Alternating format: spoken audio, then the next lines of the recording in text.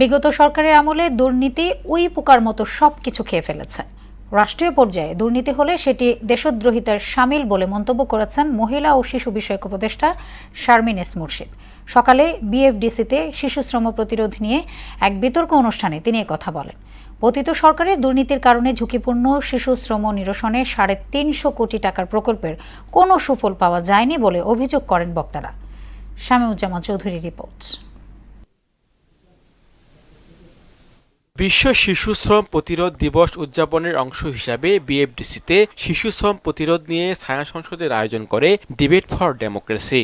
শিশু শ্রমের প্রধান দায় রাষ্ট্রের নয় সমাজের শীর্ষক ছায়া সংসদে অংশ নেন বেগম বদরুন্নেসা সরকারি মহিলা কলেজ ও ঢাকা ইন্টারন্যাশনাল ইউনিভার্সিটির বিতার্কিকরা।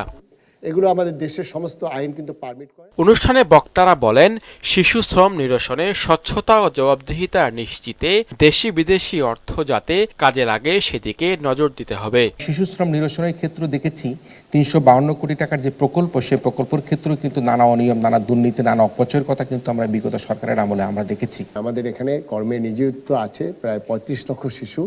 তার মধ্যে ঝুঁকিপূর্ণ কাজ আবার আমাদের 43টা ডিক্লেয়ার্ড। সেই ঝুঁকিপূর্ণ কাজগুলো কি? সেটি হলো কেমিক্যালি এক্সপোজড, আমাদের যেটি আছে ওয়েল্ডিং মেশিন, আমাদের ভারী শিল্প, জাহাজ ভাঙা শিল্প। ঝুঁকিপূর্ণ কাজও প্রায় 10 লক্ষের উপরে শিশু কর্মে নিযুক্ত আছে। এ সময় মহিলা ও শিশু বিষয়ক উপদেষ্টা জানান, অন্তর্বর্তী সরকার স্বল্প মেয়াদে আইন করার পাশাপাশি পথ শিশুদের জন্য ডাটাবেস তৈরি করে যেতে চায়। করাপশন সব যাটুকু সুন্দর আছে এই দেশের সবটুকুই কিন্তু উই পোকার মতো দুর্নীতি খেয়ে ফেলছে। রাষ্ট্রের জায়গা থেকে যদি দুর্নীতি হয়, এটা দেশদ্রোহিতার শামিল। শিশুদেরকে যাদেরকে আমরা রাস্তায় দেখছি, এখন তো শিশু ডাকাতও হয়ে যাচ্ছে, কিশোর গ্যাং বলছি। এটা আমাদের নজরে আছে।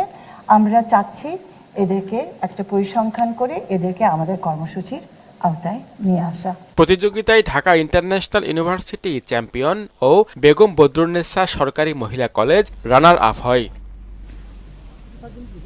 শামীমুজ্জামান চৌধুরী, মোহনা সংবাদ, ঢাকা।